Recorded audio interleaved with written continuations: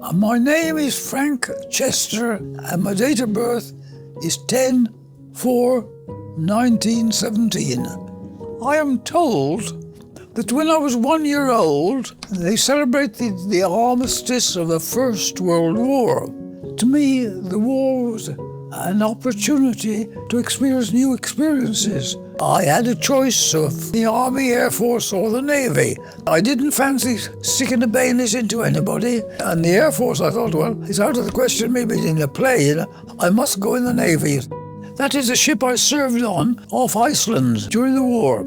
It was built to combat submarines or U-boats, as we call them.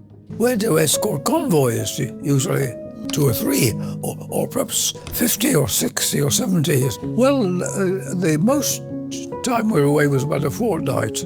On one occasion, we went to Russia, round the coast of Norway, and Norway was occupied by the Germans. We couldn't get too far away from it because there was the ice, which was further away in the summer, of course. In the winter, it was very close. We were supposed to carry 3 months' provisions on, but nobody ever thought it would ever likely to happen. And of course, we ran out. We were down to corned beef and biscuits and no fresh vegetables, of course. On this trip, we'd been rather savagely attacked by the German aircraft and by some U-boats, and they either bombed the convoy or dropped torpedoes on. And there were no aircraft, of course, British aircraft to defend us. We only had these guns, which were not terribly accurate. The nearest ship is a mile away, and in the night, the signal would come through the radio.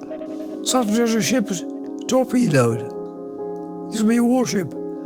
And then they said, suddenly there's a ship sinking. And then suddenly there's a ship sunk. There'd probably be a couple of hundred chaps on this ship, suddenly not there the next day. And there wasn't any debris, they just disappeared. These are campaign medals, which merely said, I was there, that doesn't say anything else. And this is Distinguished Service Cross, it's one of these, supposedly rewarded for gallantry or something.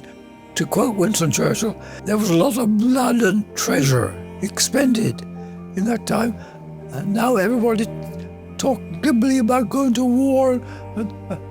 This is a football match. My message is, don't forget these thousands and thousands of people who gave their lives.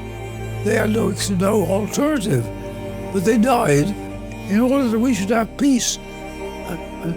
And so you've got to be careful that you continue that.